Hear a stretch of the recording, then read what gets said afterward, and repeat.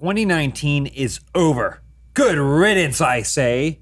But before we strut into 2020, we want to tackle as many questions as we can in this Dude Soup Year in Review. I've never heard it from this perspective before. What does it sound like to you? So much louder. Oh, yeah. Well, don't get too used to it. Don't get too used to it. But we may not be sticking around for much longer. Thank you guys for joining me. Before we get started, before I introduce my guests this week, I want to shout out our sponsors, Stitch Fix. Get started today at stitchfix.com/dudesoup to get an extra 25% off when you keep everything in your box. Upstart, hurry to upstart.com/dude to find out how low your Upstart rate is. And Butcher Box, get 2 pounds of salmon absolutely free, plus $20 off your first box by going to butcherbox.com/dude or using promo code DUDE at checkout. That's just free salmon. That's a lot of free salmon. You should just do that. That's what the bears do. I mean, like, you might as well just do that, honestly. Yeah, if you're watching and you're a black bear. Yeah. If you're pescatarian or above, you might as well do that. It seems like that makes no sense. I want to introduce my guests here, Lise Willems. Hey, thanks for having me, James. Omar Darmus. Hello. And Adam Kovic. Thanks for letting me be on the show. This is the one time. You don't get a free pass every time, Adam. Thank you, master. It is, when you're watching this, it is 2020. Congratulations, everyone. We made it. Right, but we're Another not year, in 2020. We're still suffering in 2019. We're still back in we garbage 2019. we have the just the idea of a foldable phone. We don't have it yet. And I'm True. looking for the antidote in a race against time Yeah. to save myself. But you gave yourself the poison. Yeah, well, It's a real whodunit, but you did it. it's a cat and mouse, and I'm both. Well, either way, our figments of what we once were have survived into 2020. And also, just due to the nature of how we've made this programming, we decided to pre-shoot ahead some things and make sure it was all ready to go, so that way we could sleep. We're all Take on a little beach vacation. somewhere, most likely. not. Just you, yeah. I might not even. I might be in a jungle. Yeah. Most likely. To Let's see. disclose, this was recorded on December 18th, is today. Yes. Can you hold up the newspaper, please? There it is. Yeah. So right now we only know what pictures of Tenet look like, not what the trailer looks like. Yeah. I don't know what you're referencing. They Movie released Tenet. the movie Christopher Tenet, Nolan. the Chris Nolan movie. They put out some pictures, and it's just like, well, Robert Pattinson looks like Chris Nolan. Weird. Well, either way, I thought it would be a good idea to take this opportunity to start 2020 off right by kind of re-examining 2019. Let's do it. The things we did, the things we wanted to do, but mostly giving our audience an opportunity to ask us questions that we can respond to. Or choose not to answer. I will disclose this. There are some things that we love being transparent with everyone. We're very transparent on the subreddit, on social media, about in our content, about the things we do and how we do them. There are obviously going to be some questions that we can't answer to as thoroughness as we want it to be, because either we A, don't have the answers, Yeah. B, those answers aren't decided by us, and thus us responding to them doesn't make any sense. Just creates speculation and other stuff. Yeah, when people go, do you have an opinion on this? Like, no, I don't, but I'll talk. Like, you're not adding anything. Yeah. Or C, there is someone just off camera holding a gun to our head. Yeah, or D, we do work for a company, and there are certain things that by non-disclosure we cannot discuss. We So cannot don't discuss. disclose, if anything. Yes. Cannot disclose. I think we're as far as we are in the air. I think we're done. We're done with things we can't disclose. We did it all. We can do everything. We did it all. But we It's all have open. new shows Public that we domain? can't talk about yet. Oh, You're no, right. That's later. That's all the things that 2020. happened. Okay, there are things Yeah, we we're still only can't talking talk about about. the past. that's the past. We're Yeah, talking about the you past. guys live in the past. I'm living in the future. Yeah, we know. But anyway, I put the call out to our subreddit, reddit.com/funhouse. Great place to organize our community. They do an amazing job. r/funhouse. r/funhouse. I think this type of thing is really vital too, because something I see a lot on the internet is people talking with great conviction and confidence and sureness about things that they are way off about. Yeah. Happens all the time on Reddit, Mm-hmm. or especially related to what we do. And I see it and I'm like, that's 100% wrong. That's Right. 100% But wrong. 300 people hit upvote, so it must be Yeah. true. I'm always surprised by the one person who comes eerily close to the truth, and like, is that person? Is that there's someone a mole. here? Yeah, there's a Yeah, mole. I don't Somebody's see leaking that much. info. I don't see it that Adam? often. Could be. Could be Adam. I have so many accounts. It is funny you mentioned that though, because sometimes I'll see that and I'm like, where did they get that at? And then they'll cite their source, and their source is a quote, and it's like a quote where one of us was being facetious or is like a complete misunderstanding. Something or from a video. misinterpretation, but they are actually like, I did my due diligence and I cited my sources, except that their source is wrong or was joking or whatever. So I'm sure that will happen on this as well. I'm sure we'll try to explain something the best as we can, but we'll probably miss something or forget something, or it'll be taken out of context in different ways. So that is the Yeah, I'm just saying, I'm gonna feel really bad when we just smash someone's vision of what they think of us. With like, well, James is the boss man, as we all know. Which is true. He comes in his suit and he goes in his office and he hooks himself up to his think Yeah. tank. It's a zoot suit. I bring all But my he comes in it. I bring all my documents in a recyclable shopping bag. I always talked about like maybe doing like a day in a life of where we do like we shoot, but it would be so boring. Yeah. So boring. Where it's like it's so much of us. Like we were just in a 1.5 hour meeting where we had to like put part of the call on hold because we had come up with a show idea and we're Oh, like, yeah. oh, what if we do? And like James was like, you can do this. Like, what if we do that? And then Elise like, let's do that. And like, there's other people. Unrelated talking. to the meeting, by the way. Yeah, yeah. Everyone Yeah. else just keeps going. Autumn's over there like she's 2-hour like, meeting about "Listen, content verticals. Like, Yeah. this is your place. Yeah. Man, to just have a fly on the wall in there. And it's like, here's a chart. It could be right or Well, wrong. I mean, that's kind of a good place to start. This is one question, but I think that it was a question reiterated by a bunch of people in a whole bunch of different ways. So I'm just going to kind of throw it all together. But Mountain Moron said, I'm sure Bruce leaving was hard. Care to share any impacts that we as the audience might have missed? Something that might make us appreciate Papa Bruce even more. I mean, the short answer to that is a lot of what Bruce did, the four of us now share. Yeah. In terms of responsibility. So if you have any questions or concerns about Bruce's work ethic, keep in mind that when he said, all right, guys, I'm leaving, we said, how does this shake out? And the only way it really made sense was for 4 people to share that Yeah. kind of. In addition to the jobs that we already Oh did. yeah. There was no trading So, off. It was yeah. just taking on additionally. Yeah. But like, so, I mean, Omar, you run this building.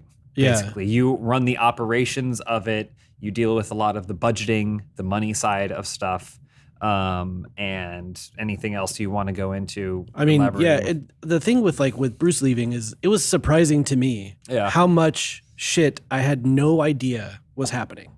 Like just stuff that just was never something he talked about, never something he complained about or whatever, and just a bunch of stuff. Like my day is completely packed full of BS, and you guys are doing some of that stuff too.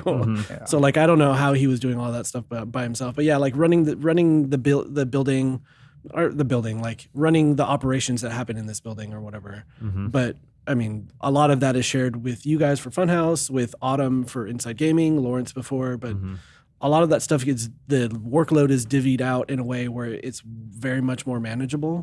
But man, the sheer amount of BS that is just constantly being tossed at you is crazy. Because even when you think your day is going to be one thing, there's 10 things that come up through the course of that day that distract you from what you originally set out to do. It was like last night, it was like 6 o'clock or something. John Smith sends me a message and he's like, hey, can you do notes for this? At this point, we're looking at Worst Games Part 8 or something like 9, that. yeah. It was Part 9, yeah. And so I talked to him. I was like, hey, I'm heading out. It's like 6:30. I'm like, I'm going home. I can look at it tomorrow morning at 9 a.m. and then my entire day is packed, including this podcast that we're recording right now. I'm like, but then I can do it at 6 o'clock, maybe like later the next day, blah, blah, blah. But then like I came in early this morning, timing didn't really work out. And then we're leaving a meeting and I was like, we're going to record the Star Wars podcast, but Elise wasn't on it. I was like, oh, Elise, would you mind doing notes on this? Cause we have this weird sort of symbiotic role where like we can try to trade off. Like either one of the 3 of us can do notes on the same video. And I think we trust each other. So many times we're in meetings where I am thinking something, one of you say it, and I just nod my head and I go, "Yep, you said exactly what I was thinking of." So it is that is sort of like big part of our day, but like so much of it just gets taken up by things. Well, that just long things. Yeah, I mean, so everything we kind of do is generally group discussion. I'd say it starts with the four of us. If it's a purely creative thing, it starts with generally the three of us. But then as soon as we have some sort of idea of what is worth even discussing, then Omar is brought in immediately so we can figure out the feasibility of this thing even happening. So just again, for clarification. Sometimes I just tell Omar the ideas I know are going to be foul balls. Just to see what he says. Yeah. Just to check. just for clarification, as Omar's role changed, our roles formally did change as well. It kind of the language of it got wrapped up because it happened at a time when Rooster Teeth as a whole within Warner Brothers was doing a kind of reorganization of their system. And the way it shook out is that the three of us are co-creative directors. And we work with Omar to basically shape the to make tone, to make the channel happen. To make the channel happen, Yeah, right? I don't feel like much of our day has changed. No. Like the responsibility, I think we have more responsibility, Yeah. but it's the same responsibility. It's just more of it, I guess. Yeah. It's weird. It's like I feel like I'm doing the same job.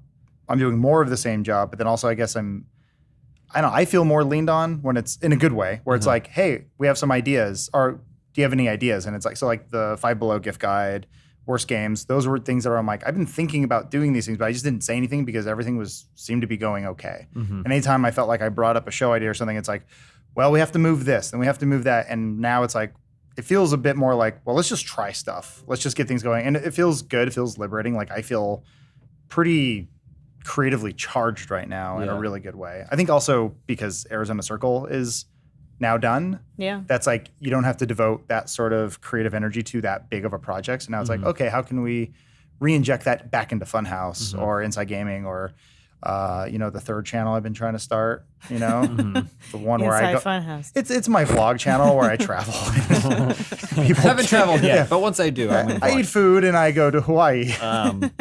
Do either of you guys feel like there's like the mantle now being creative director has changed the like, I don't know how you say it, like the responsibility level or like the stress level of it?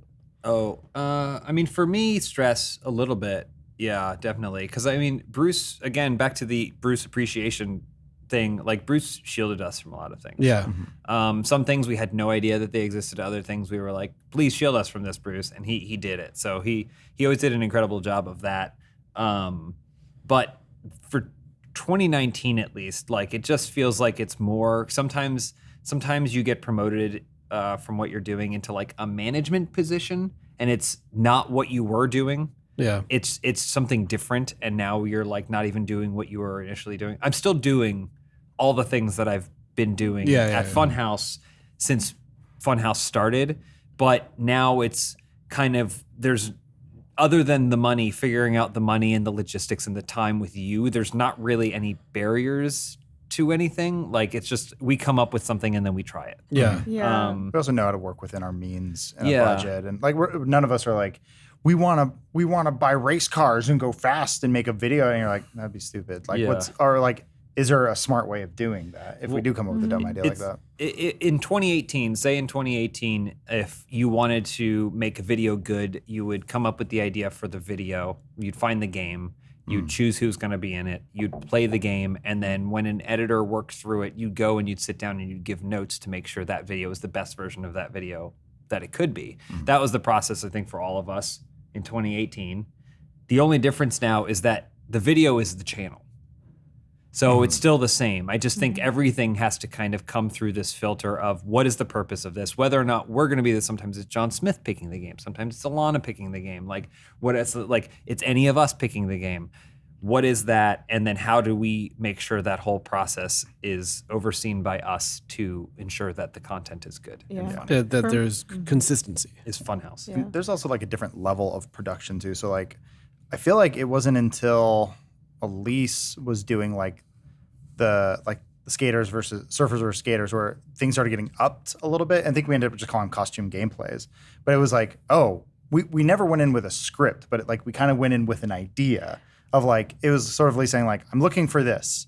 But you guys kind of do whatever you want, Yeah. but I'm looking for this. And then like Avatar and everything else. Yeah, for me, it's like, what's your jumping off point of your prompt, really? It's just like finding like you guys just did improv and the prompt was the game, but then it's saying like, well, what if we added another prompt? And it's this thing where it's like your skaters and surfers. We kind of had accidental moments like that with like, I found Steam Roulette one year on Reddit, and I remember telling Bruce, hey, I found this website.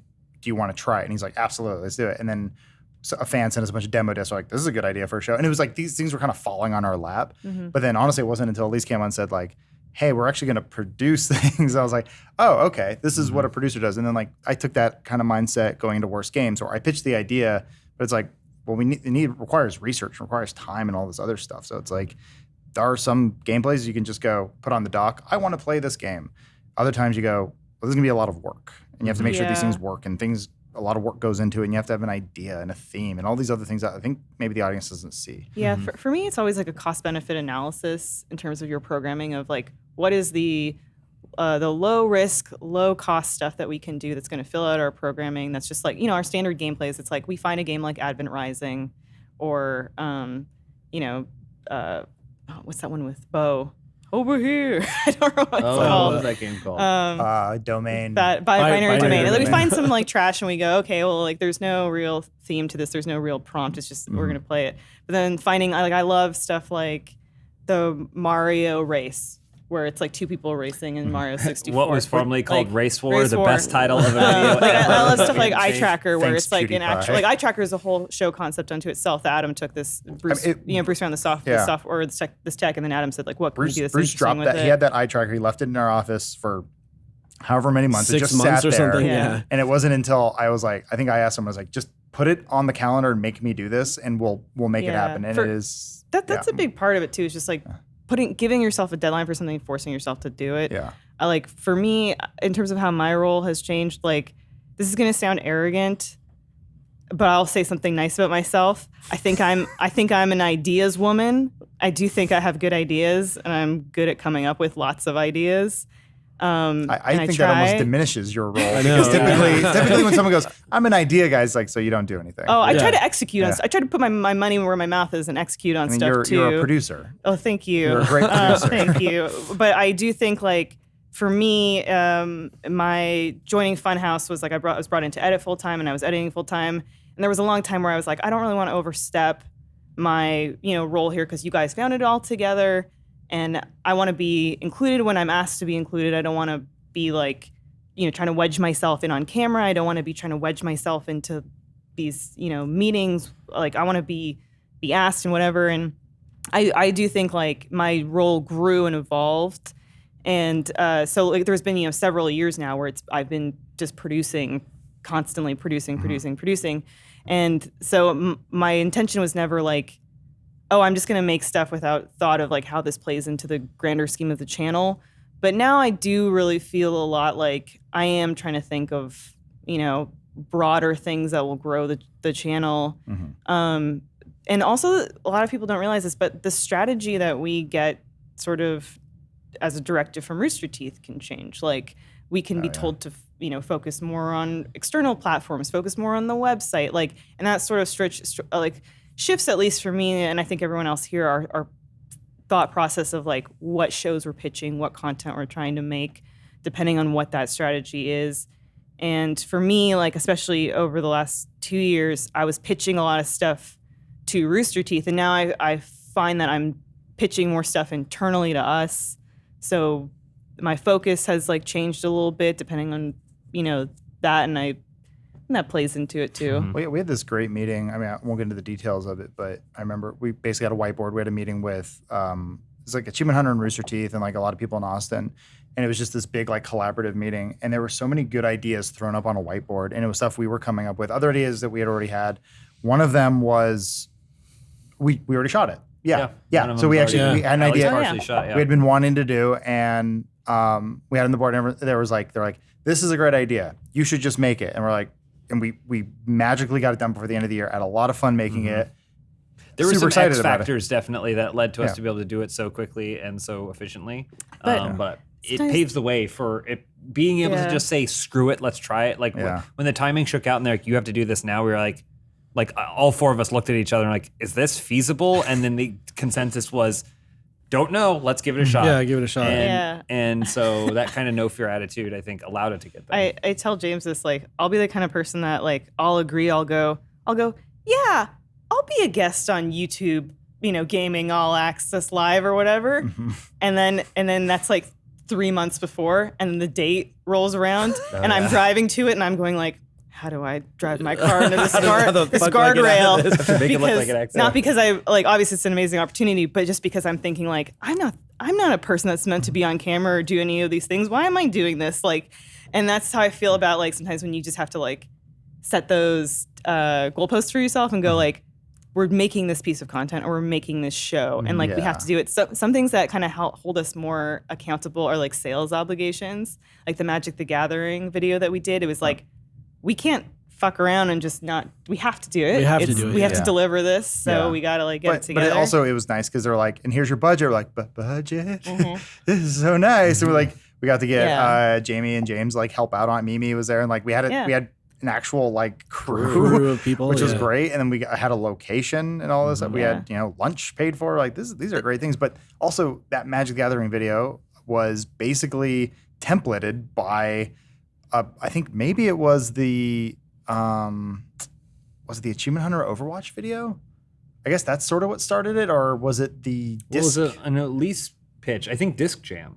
Oh, yeah, Disc Jam, which is weird, which is also something that you were like, this is kind of out of the ballpark. Right. Yeah. Should we give this a shot? Because we sent the client, through our sales team, we sent them Disc Jam and said, because they're like, they want a Magic the Gathering video. We're like, but we don't want you to play the card game. We're like, well, here's this, and we can do something like this. And it's sort of a template we've created that's super fun to do. And if you guys can sell it, awesome, because that means it keeps the lights on and it doesn't matter how well the video performs. Like, obviously it has to hit a certain number, but like, it helps a lot. And at the end of the day, we make a good video. And then it ended up being that and KFC landing back to back, both costume funny things that were like sort of templated a little bit, and it's like that's great when those work out. Yeah, one of the things that like I feel like doesn't get counted as heavily, especially in like the viewer's eyes and stuff with stuff like that, like the Magic Gathering stuff, is like the creative fulfillment that you guys get from doing it or having those ideas or working through that kind of like process is actually really beneficial and doesn't really come out in any kind of like analytic thing that you can look at and be like, this was a success because of this.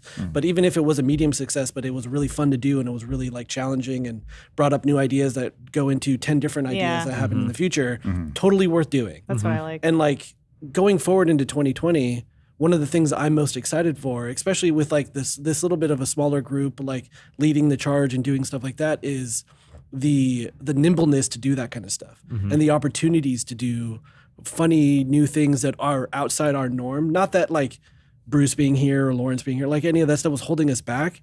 It's just like having a team like this that is creatively similarly focused into taking those swings, and we can do that internally here.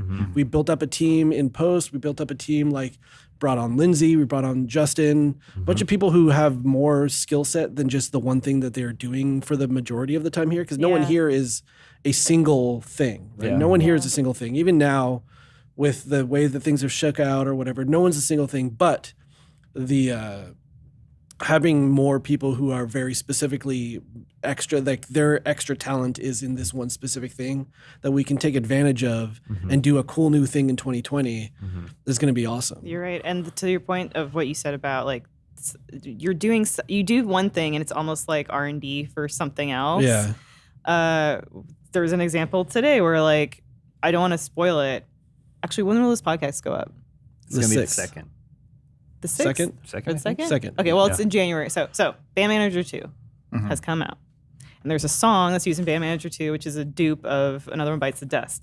And so James found a service to create that song, and kind of led to us thinking of some ideas of like, can we do other stuff? I want to say let's say no more. I know, but let's assume it was a success. And it went well. I know it is already. By In the my time heart, it was a this success. podcast goes up, Lindsay's Los in the Angeles will resemble the Los Angeles from the beginning of Demolition Man. Finally, the 1996 version. Look, Lindsay's in the booth. Hey, Lindsay, Lindsay, here's the thing. Hi. Talking about stepping up, Omar, for the longest time, was the only person who could do that. Matt Peak then started learning the skill set. The broadcast. And then as of what? Yesterday, Lindsay was like, teach me. Well, but Lindsay has help. She has a background in this because Yeah. she produces a live stream every year. Yeah, well, and not in like doing stuff for couch up. Yeah, obviously her job. Like we've pulled in a bunch of really talented people to do things that make our arsenal way bigger, and it's going to be awesome. Well, that was like 20 minutes on one question. We're going to keep moving through. We're going to do it, but first, I just want to step in and give you a little heads up on our sponsor, Stitch Fix. I feel like I don't even need to say this, but if I could describe my look in just one word, it would be jockey chic. No hyphen. What does that mean? I don't know, but my Stitch Fix expert, personalist stylist, does know what it means. Stitch Fix is an online personal styling service that delivers your favorite clothing brands right to your door. To get started, go to stitchfix.com/dudesoup. Answer some questions about your preferred style, and your personal shopper will ship you a box of clothes, shoes, and accessories. With Stitch Fix, everyone can look their best. They have solutions for men, women, and kids all over the US and now the UK as well. There's no commitment required, and you only pay for what you keep. Shipping, exchanges, and returns are always free, plus the $20 styling fee is automatically applied towards anything you keep from your box. That means if you just decide to get a pair of socks, like I did one time, they just take the fee out of that. You don't pay any extra. You'll never have to think about looking good again with Stitch Fix.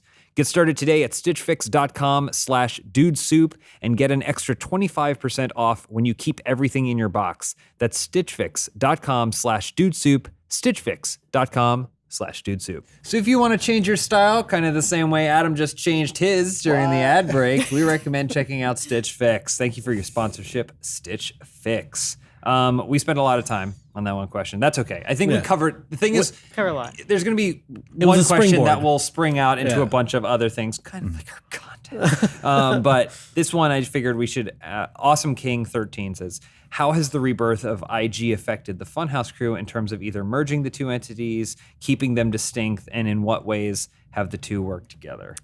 I wish we were working more together. So, because I really like those guys, and I think they like us. So yeah, I mean, IG was like very much a Lawrence, and it also happened. A lot of some of that stuff that came together that allowed IG to come back under this umbrella was happening at the same time as Arizona Circle. So that already took up a lot of our time, and so I think for some of those reasons, Lawrence smartly made the decision to kind of like keep them separate. Also, some of the accounting, just again, business side of stuff, some of that accounting hadn't even been figured out. If someone spends their time working on it, who gets charged for that? Yeah. Because it's all has to keep. Yeah. And Lawrence became more dedicated to that. Like his role in Funhaus became reduced. Yeah. And just because it's starting, not this new thing from scratch, but like it is kind of building a new thing, rebuilding a brand, kind of getting the audience to remember you and build that trust back. And also just make it good. That requires a lot of work. And that's, so, I mean, honestly, for a lot of 2019, that's where Lawrence was. And I don't, but like big ups to him too, because like starting in IG, was flying back and forth to do Arizona Circle stuff. Still like appearing videos. Yeah, still appearing videos here. Like that was a strenuous time for him. Yeah, in he had a bartending earlier job this year. For a little while. Circus clown. Yeah, crazy. Also, IG launched way bigger than anyone expected, and has basically maintained that momentum. Way more than anyone had anticipated. And it was tough for me. I enjoyed doing it in the mornings, but it was like after a little while, I was getting tired because I think at one point I was doing on a bad day, it was like 6 videos a day. Well, yeah, because on a good day, it was like 4. Yeah, and that included Inside Gaming. You guys usually Funhaus is usually doing 3 recordings a day, if not a little bit more. You add on top Inside Gaming, that's another recording, or if it's 2 episodes. Which, to be fair, most of the work is done. All I had to do was stand in front of a teleprompter and read. Not very hard. But you were involved in like the news story discussion. And you had like one snappy one-liner in an episode. And it's not just reading; you're like riffing off what's written, right? Yeah. So it is a weird sort of written improv process. Like it's kind of hard to understand, but like Bruce, myself, and Lawrence, like we built that skill up over years. So like, I found it easy. I'm kidding. No. I mean, I did work on editorial updates to do that. I mean, this is the thing we talk about at Funhaus all the time too, where it's like you build a back and forth with people. You build a report, if you will. Yes, a Colbert report. But yeah, you build this sort of thing. So like, the script can pretty much be anything. And when we read it, sometimes we wouldn't say what's specifically on there, but we would add it. And then like a lot of times it wasn't like Bruce says this line, Adam says this line, then we throw it to Lawrence. We just would go for it. And like a lot of like sometimes we do it and recording it fucked up. We do it again and we'd read it completely different and it would be a completely different take. But we're like, this is how you do the show. Yeah. And like that's a tough thing to do. And then it was obviously tough when Bruce took a step back and then Lawrence taking a step back. And I'm just like, Funhaus needs my help more than ever right now, especially with Bruce taking a step back. So I was just like, I don't know if I have the energy or the time for this. And I feel bad because like I want nothing more than to help with Inside Gaming. I actually love that channel. I love that show, and it pains me that I can't be there more often. In me and your place would never feel bad about that because like the three of you, right?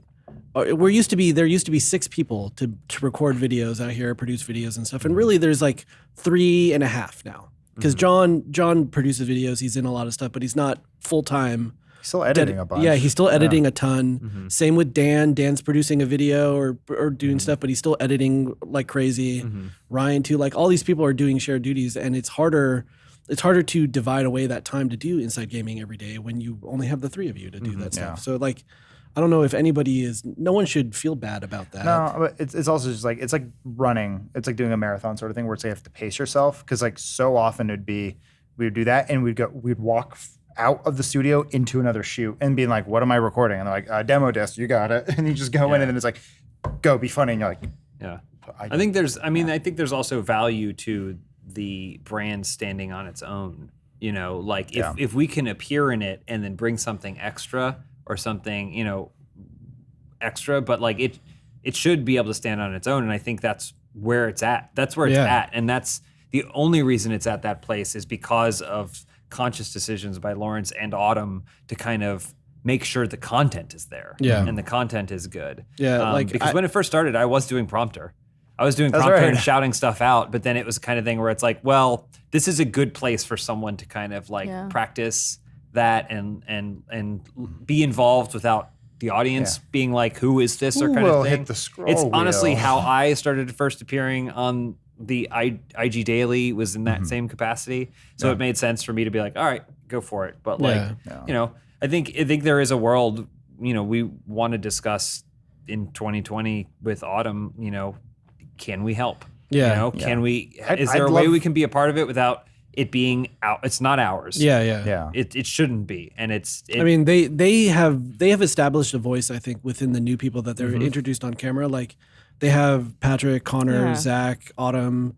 There's 2 new people that people the sassy one, the foreigner. There's 2 new people haven't seen yet, but like they have they're building up that thing. They're doing a good job. I would more than anything. I would like the trade off where it's like we could help them. I would like them to be in our content. Because I think they're funny guys and like. I asked Autumn to be in Luigi's Mansion gameplay, and I needed an ally. She couldn't. I mean, she was busy. She couldn't. Okay. But you know, also the problem is when both groups are very busy. Anytime it's like let's both disrupt ourselves to do something just because we want to. It's part of this, I guess. So, all right, next question. Juan Ku, how will Funhaus content change in response to YouTube's new policies? Achievement Hunter has already began to censor their videos with random noises or even squawks and swearing. I saw someone already respond to this. Like we've been already doing that for months. We have, but to a lesser extent. So, Achievement Hunter is going above and beyond what we do, and they're doing the entire video.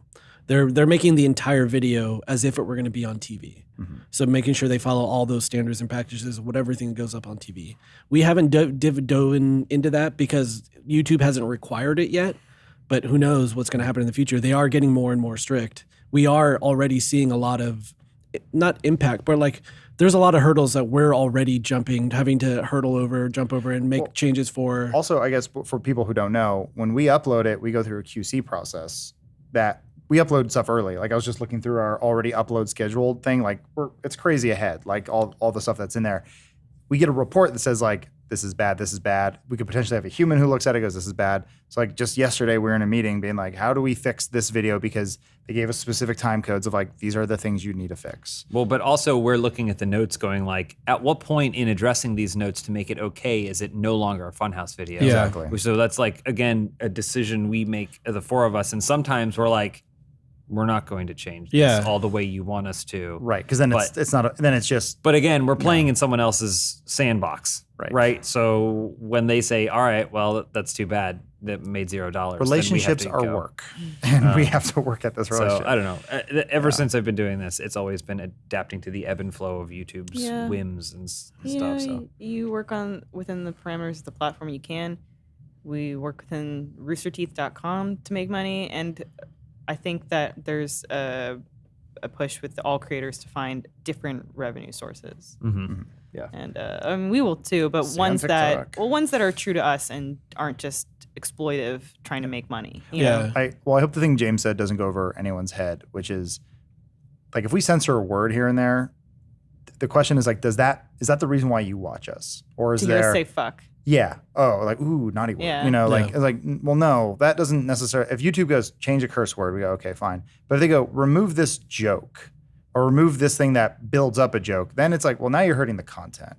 And then we have to make a decision there. Sometimes it's, all right, we're going to put duck squawk noises in the first 30 seconds if that means that we can get away with the boner joke later on. Because the boner joke's better than the time we just cursed or whatever. Yeah. So, we're never just cleanly removing a bunch of stuff just to appease a thing. It's always a conscious decision about what does and doesn't get edited. Also, this is something that's kind of beginning. If the more YouTube gets strict, I think the more we're just going to say, well, this version didn't work on YouTube, so we're just going to put that on Rooster Teeth. So if you want to see the fully unfiltered version of it, it'll be on Rooster Teeth, and that doesn't necessarily mean nudity or whatever, but it means like some inappropriate photoshops or whatever it is. That's going to go on Rooster Teeth, and then you can watch the other version on YouTube. Yeah, it's a lucky thing that we have that second. We have like our own owned and operated platform to put stuff on like our that. own Daily Motion, if you will. Our own Meta Cafe. I wish we could just rename it to Funhaus After Dark, the website. Me too, man. I love After Dark. I love it. You love using After Dark. That was my baby. Around the Net After Dark. That was my segment on Attack of the Show. Really? Wasn't it USA After Dark? I made everything was. But I did Around the Net on Attack of the Show. I did Around the Net After Dark, which I went and found sexy videos to play. But didn't they have a segment called the G Spot? It's basically just pornos. Like women of the internet or something too? Yeah, women of. It had to have been and a W. Then I guess what so. else did you do? I don't know. Well, you got put it in the doc if you want to. Look, he saved G4. Here's a quick one. Tempted attempt. Are we going to get the full version of John Holland's song, I Just Put My Dick in a Blender? That is the whole thing. If I recall, what John has said, that's the whole thing. Everything is the whole thing. Everything that's in there. He didn't waste any time making a 6-minute song and only cutting it down. Well, what about the rest of the album? Nope, that's it. That's all of it. The B-sides? Nope, that's everything. Is it like it's only 1 or 2 discs? You've heard the whole thing.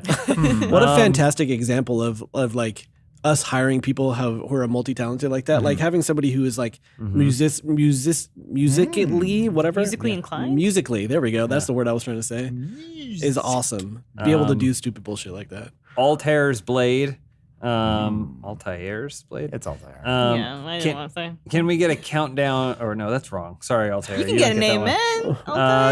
Can we get a countdown for that? It's over. Jeff the Cowboy. Was there any skit or joke you wanted in Arizona Circle but didn't make it into the show? 100. Yeah, there's a bunch of them. One in particular had a fire stunt, and that was the only reason. Oh yeah, didn't get it's to too it 'cause apparently expensive and expensive. dangerous. Yeah. Lawrence went through that fire stunt school. Turns out a willing participant is not the difficult part. Okay. There were like a ton of jokes that Josh didn't want to put in the show, but I fought for that people really liked, and then I loved rubbing in his beardy little face after. I mean, there was a lot. Yeah, I think we tried to make the iPad joke the sketch work, and we're like, could still do that. It's not funny. I mean, here's the thing. Yes, we can do it. Let's just do it here on a green screen and make it cheap and go and just fuck around with it and go, there, we made it. Yeah. I mean, the good thing is we're going to make stuff forever. I have like one thing I want to talk about. Before you guys say that, Slickster _Speedster wants to know, are we going to see more sketch comedy in 2020? I love Arizona Circle, but I also miss you guys when you used to do those travel sketches, behind the scenes sketches as well. Yeah, Travel It just means he means the BTS vlogs. Oh, gotcha. It might also mean like the videos you would do for conventions, where it's like, Yeah. I mean, you guys are talking about ideas for things. I mean, we would probably a sliding scale. we would love to, like, honestly, like You just got to watch them. Yeah. I mean, I don't think we don't know what the future is, but like, I don't think Arizona Circle would be a thing if Josh's Twitter's anything to go by. No, I'm just kidding. He was actually very optimistic about it, and like, I mean, like, I think looking at it now, like Arizona Circle is almost like this Hail Mary. We're like, let's just shoot for the stars, get it out there, and like, hopefully. We work for a media conglomerate, or we're part of it, and like it'd be cool if HBO goes, "What's this trash?" and they go, shove it on there, put it on, and it'd be like, "Oh, cool, we're on HBO Max." I don't know if they'll do that, but it's like, here's a sketch show you own that looks like a TV show. Put it on and see if it gets any viewership, and then from there, if they want to go, "Oh, we'll do it." We don't know if that's going to happen, but I still want to make sketches. If Arizona Circle was successful on YouTube, it would be the first one, the first sketch show to be. Well, Key and Peele. Those are all clips. That's That's a television show that is clipped out. They're uploading the show. That is still being uploaded after everyone has moved on. Yeah, they're like, these do really well. Interesting. They had a recent Key and Peele sketch, Inner City Hogwarts, or something, which I don't know if you remember an idea that I had. You did, yeah. Did you have one? Risque idea. Yes, there was a Hogwarts which idea. I watched it and I was like, okay, 100%. thankfully this isn't close enough. You can still do it. Yeah, I was relieved. Oh, I think I remember the one. You know what I would feel really relieved about? Getting a smarter interest rate that's customized for me, which is something that's possible with Upstart. Between hitting the gym, eating cleaner, or learning a new skill, there's a lot of ways we can better ourselves in the new year. But I can't think of one that's more important than starting the year off by tackling high-interest credit card debt, especially if you got it. My friends at Upstart.com are here to help. Upstart is the revolutionary lending platform that offers smarter rates to help you pay off high-interest credit card debt. They believe you're more than just your credit score and actually reward you based on your education and job history in the form of a smarter interest rate. It's fast, simple, and easy to check your rate, and it won't affect your credit score until you accept the rate. Free yourself from the burden of high-interest credit card debt by consolidating everything into one monthly payment with Upstart. It's going to save you a lot of headache. See why Upstart is ranked #1 in their category with over 300 businesses on Trustpilot, and hurry to upstart.com/dude to find out how low your Upstart rate is. It might be a lot lower than you think. Checking your rate only takes a few minutes. That's upstart.com/dude. So yes, please check out Upstart today. Find a way to get a better interest rate just for you. Yes. You know what I want to do again? Okay. I want to be the Colonel again. Do you really? Yeah, I had so much fun being the Colonel. Sorry. No. Are you just reading the questions? No, I'm just saying. I have Okay. to talk to sales to see if I'm allowed to. What's KFC not Well, gonna I don't know if there's like a statute of limit. Like you cannot be the Colonel They for can't one stop more us. What are they year. gonna do? Yeah, I mean, They come take away our macaroni and cheese. I love it's that. gone. I love that they're like, We bought that costume. Remember the questions were like, "Is it okay if we eat more than just the mac and cheese?" And they're like, "Please eat all the food." And we're like, Okay. like, No, I was enjoying it so much. I had a great time. Game Beano7, are there plans for Lindsay to be in videos, or is she more background production? If I see Lindsay in front of the camera in a single video, I'm gonna blow my top. Lizzie, any Ha thoughts? ha ha ha. I'm back here laughing. No, yeah, we absolutely. Yeah. We already have. She's been in a Bored as Hell. been in gameplay. She's been in 2 Bored as Hells by this point. And we recorded a gameplay with her. She sent me a game today that she wants to record when it comes out. Yes, absolutely. Half-Life Alex. Yeah. What game was it, Lindsay? Grounded. It's like the Honey I Shrunk the Kids one. It's open world. It looks pretty fun. Oh, okay. Yeah, I mean, there's plans to bring not just Lindsay but everybody into the camera more. You know, and we talked about it a little bit ago. Like, there's the 3 of you who are main doing a lot of stuff. We need to supplement that with a lot of people. It's just that now is not the time because we're rushing to get through the end of the year and stuff like that. So John's in a lot more. Alana's in stuff when she can. Jacob's Jacob's in a lot more. Ryan's in a bunch more stuff. Well, and this is not a mere accident. We just know this from working online video for years, where audiences are very protective of their online friends as they see them, or their the group of people they watch online. And it's always a disaster typically when someone goes, and here's the new one. If we were like Bruce left and then we're like, here's new Bruce, it's like that goes over so poorly because you immediately have someone to compare it to. But could you imagine how funny that would be? I actually saw a guy. We get Bruce audition. I saw a guy at the gym who looked kind of like Bruce, and I was like, I want to get a photo with this guy because it you looked. go, hey Adam. If we did an open casting call in American Idol auditions for new Bruce, Oh God, it'd be so funny. And it's like, here are the requirements that you need to have. It just no like pants. It almost is. Whenever you have that, that has never been our intention. Where we're like, this is going to be the new, this is new Joel, this is new Spole. We're like, no, like those people are very unique to what they do, and like we never brought Elise on to be like, you're going to take over. We're just like, you kind of go through this initiation process, which is like, we don't bring anyone on to just be on camera. I was really old too, and I was 29 when I started working with you we were guys, like, which in like women internet years is like, yeah, we're like, cut the cord, pull the cord. We're basically dead. Yeah, I know. Add +5 to whatever now. but it was. We need a Poochie though. Yeah, we do need a Poochie. We haven't got our Poochie yet. But no, I'm just saying, so the plan, the way it's supposed to sort of work is, we're like, oh, we want to introduce the audience to these people. We want the audience to ask for these people to come on. Yeah. We never want any, because like, you want to sort of sprinkle them in, and then the audience goes, oh, I love Jacob and Ryan on a video together. Yeah. Please bring them on more. We're like, okay, cool. We want to make sure the audience is cool with this before we tell them what is good for them. And I think we've put since I've been hired, I think people get put in videos a lot more than when I first got hired and I was put into stuff. The harder part the sheer number of extra, there's more people here now. Yeah. Like you were the first non-original member. Yeah, non-founding member. Just remember, you have no ownership over this. Neither do you. I mean, neither do we, but you don't either. I will forever be associated with I think there was more sensitivity of like, it's a new person and we want to, but now we're just kind of like, hey, all right, we trade our audience to be like, yeah, or better. if we bring someone on too, like Zach Anna or something like that, we're like, you know who they are. We already have a rapport with them, and like they're a guest. We never like to. Was that report? Sorry, yeah, we have a Steve report. Yeah. But yes, like we still want to do that where we have like regular guests. We finally got to announce it doing Demo Disc with Bruce, where it's like it's the thing we talked about, the thing we wanted to do, where it's like, yes, he hasn't gone on and done something else. We'd still love to make content with him when it works out. There's no reason we can't. Yeah. It's his schedule. That's the only thing getting in the way, which is he has a job. He has a career. Yeah. So we're like, how can we make this work for us and Bruce? Yeah. Like, real quick, sorry, I'm just trying to get through as your as ad read. possible. No, it's not an ad read. I just keep going. So we're not doing, I feel like this is already going to go over as a podcast. Yeah. But, Frosty780, will any older content be revived like Comment Show? When I first read that, I was like, are we going to bring back Comment Show? And I was like, I think what they mean was like retooled or revamped be other or things? Revitalized. We are toying with the idea of so nitpick that blog post when I wrote it. I went back and made some revisions that didn't make it into the Rooster Teeth version. Mm-hmm. So it was supposed to be called Hall of Shame, not Hall of Fame. Oh, the Funhaus Hall of Shame. Uh-huh. I was wondering. Was that a typo? Or? No, it's because when I originally wrote it, I wrote Hall of Fame, and Lisa's like, you guys should call it the Funhaus Hall of Shame. I was like, that's way funnier. Mm-hmm.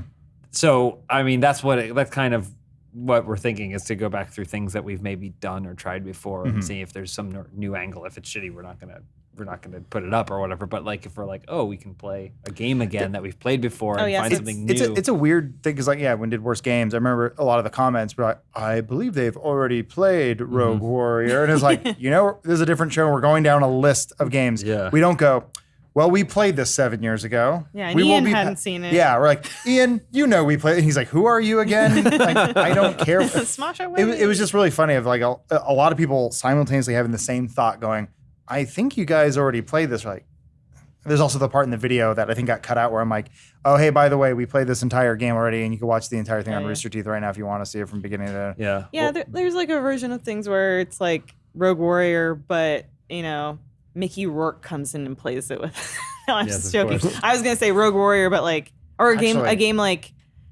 where like you go back and you revisit it, but it's the two of you racing each other in it or something. Or just something we didn't finish. Yeah. We have to find a game like that and then use Cameo to have that celebrity introduce the gameplay every time we do it. So he's like, hey, Mickey Rourke here. I love Rogue Warrior. And we're like, oh, $50 You should well just get the spent. actual guy. Yeah, you guys have set a high bar with bringing in Star Wars people. You're gonna get that for all those games. It was Well, Cameron? Maybe. Cameron, and then what was Darth Maul Man? Oh, Sam Witwer? Yeah.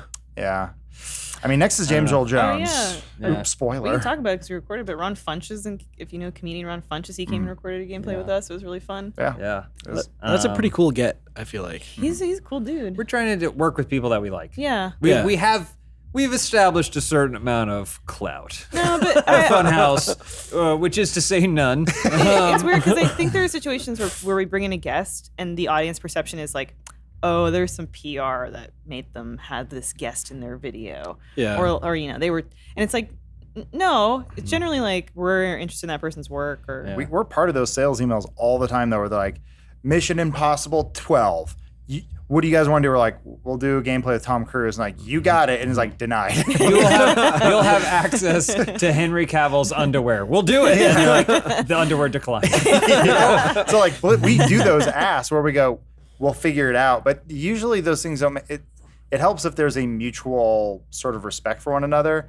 Or begging. Or begging. I mean, like, it was sort of like the Maurice LaMarche thing is sort of an interesting one where it's like there's a middleman, but like we met this wonderful man and we talked to him and it's like we have a We're really fans. We're fans, and I think he at least respects us or remembers our names. I hope so. He but, appreciated our appreciation. I think Yes. so. Sign my. So I'm going to do VHS. 2, if I can find the other one too. I want to do 2 back to back just Okay. because they are like almost in direct contradiction with one another in some ways. Yeah. Straight up for real though, besides watching and word of mouth, what's the best way for us fans to help support the show? With so many channels and groups shutting their doors over the years, parentheses, and sadly, the views of each FH video going down over the years. I feel like there's more we can do to keep the show going. The other one that I wanted to read was from Burnsight. How has the channel done this past year in regards to popularity and views? As an outsider, Funhaus seems to be gaining steam with things like Arizona Circle and Bored as Hell. Would you be able to shed some light from the perspective of an insider? We should put these two in a room and see like. Right. Yeah. One broken Yeah. pool cue and I see the glass is half empty. I see it as half full. There's something I notice is like, and it's the internet. So, but there's a lot of like Schadenfreude about like, oh, this is the signal's the end for a channel, and like, I think that some Yeah. people, it's like, whether they realize it or not, it's like taking pleasure in someone else's perceived misery, Yeah. and it's kind of shitty. well, the good thing about the first question is that they are genuinely asking, is there a way to support that doesn't Yes. involve you having to rely on YouTube views? Yeah. To be the Buy case? merch, Rooster Teeth first. I don't really push it because we're not doing much with it, but there's a YouTube channel membership you could do. It just gets thrown into a pile, and it's obviously something we should be doing more with. There's other stuff we need to talk about that we can't right now that has to do with that, but like. Yes, there's direct ways you could just give money, but like telling a friend helps a lot. Yeah. Yeah, I mean, and yeah, like sharing stuff with people who don't know the channel at all. But like the most benefit we get from anything is from first memberships. It's like the site membership stuff. Yeah. That's the most revenue that Yeah. we can get for something, and it signals a lot to the people above us what is popular. We understand that the buy-in for that is that you're into all of the Rooster Teeth platform stuff, because that's where like the value is truly. And so we get that, we understand that, and Rooster Teeth knows that. And so figuring out a way to make sure that there is value for you to do it is something that we are thinking about internally, and they're thinking about internally, and we're figuring out solutions for. Yeah, and so. I saw a different question on there. It was like, what do you guys plan on doing with first members in 2020? Because in 2019, obviously, we lost a lot of what I would consider like value adds for the platform, right? Like we stopped doing certain things, we stopped windowing things as much. Like we want to move back into doing that kind of stuff in 2020. A lot of that came from, like Elise mentioned a lot earlier, is the company direction stuff shifted on us a couple of times, which caused us to have to refocus what our efforts are. And first wasn't the biggest priority that we had, even though it is super beneficial to us and we appreciate all those people giving us money there. But we do plan on doing more things in that space, you know, windowing things for longer periods of time when we have the buffer in post. we started doing a bi-weekly live stream in the mornings that are just for first members, doing stuff like that where we can. We definitely want to start adding back into. Yeah. It's like all things, it's a cost benefit analysis of like figuring out how much more extra we have the time to do and are able to do. If you don't want a first membership, that's totally fine. Oh, yeah. We understand buying merch too, because then you get something tangible out of it as well. Yeah. I mean, and honestly, just watching the videos and having ad block off or whatever, that's going to benefit us. Seriously. And then like adding to our numbers in any way, if it's like hitting like on stuff or watching things. I mean, even having YouTube Premium and then watching our stuff benefits us. Yeah. Like we get a chunk of revenue comes from that. That works. Like then that's I have YouTube Premium. I like it because I don't have to look at ads. And I feel like I don't need to install ad blocker, and I'm not dicking someone over for watching their 22-minute video that they put a lot of time into. Yeah. Also, just to add for the other statement in terms of like, as an insider, views are up year over year. So whatever you were looking at obviously things change, and sometimes those views are spread across more videos or spread across less videos. But right now where we're at, it's green. Yeah. Yeah. It's green. Obviously, like, I think what some people see definitely are like there are outliers. So Arizona Circle sketches weren't all home runs. Like They were an extra video per week. They Posting. didn't replace anything. That's one. We have the animated videos that never really do above 200,000 views, but that's also we do very little work on those. That's animated by Neutral Horse, and then we do an audio pass on it. That's about it. And then podcasts always suffer. They've always been lower. Unless it's like a hot topic, like, someone vaping bathwater, or somebody's leaving or something like that. And it's like the things we can't rely on was Lawrence falling off of stuff, which is those episodes always did really well. People leaving. These are not great ways of keeping the audience going in. But it's crazy because you see the podcast numbers go down, but then you can see a huge spike if like there's some news or something like that. So it's like, yeah, we have these discussions daily about how can we make every video home run. How can everything be 300,000, 400,000 views, 500,000 views? Like, that just looks nicer, I think, overall on a channel when you go, oh, wow, there's all these hits. We've been looking at other channel stuff. It's always crazy when you're like 20,000, 30,000, 1.5 million views. And you're like, these people are subscribed for this one thing. Well, I would say the truth of the matter is that I think a lot of those channels maybe take more time. Like there's the kinds of everything they put up is 1.5 million views. Oh, they put one a month. They put up one video a month or two a month or something like that. Yeah. And then there's other channels, like you said, that like, man, they have a bunch of 2 million view videos, and then they have a 65,000 view video. Right. Like, what is the change there? I think at the very least, the circle in which our videos land is pretty good.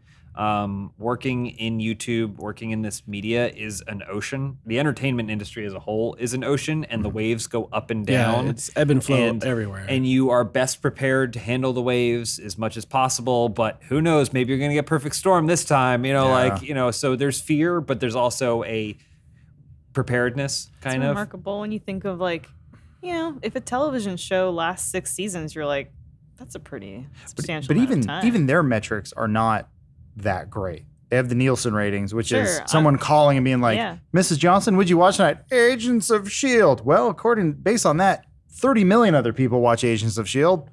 So your show's doing great. And it's like, it's almost like the stupid lottery, like the way like TV ratings work. For us, it's pretty accurate for who's watching, where they're watching it, and how long they're watching it. Yeah, and it's visible to a lot of people too. So like it changes like having that kind of obscurity in TV ratings, people still watch things because they don't know or whatever. But like when you see something like, oh, this has a ton of views on it, what is it? So it like organically gains more traction the more it gets watched. I wasn't speaking to views. I was speaking to the longevity of something and sustainability. Whereas to put out daily years worth of daily content compared to like, to look at a TV show that made 14 episodes a year and lasted for 6 seasons, like, oh, that's an impressive run.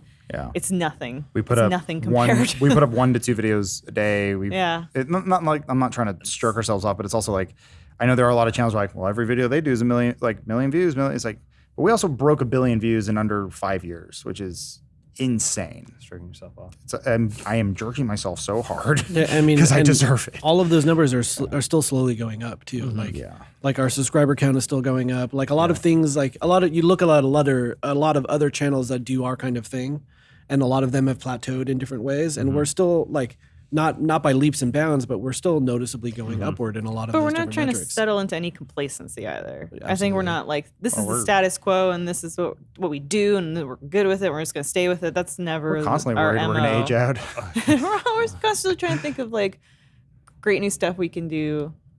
It's fear alongside preparedness. I think a lot of times we'll look at things or whatever without fully looking at the big picture. We'll look on a micro scale or how one specific video over the weekend did, and all of us do the Charlie Brown eyes, where you just do like the parentheses on the outside and it just looks like fear. And then we go, wait a minute, let's see. And then a week later you look at it and you're like, okay, it's just the same as everything else. Yeah. But when you're looking at that micro scale, it's tough. Yeah. It's Appreciate your concern. Yeah, but also the same thing too. Like we want to do better. There would be an awesome world where every video we put out had 1 million views, and then maybe we could, on a production side, pump the brakes a little bit and not like go full steam ahead, but like.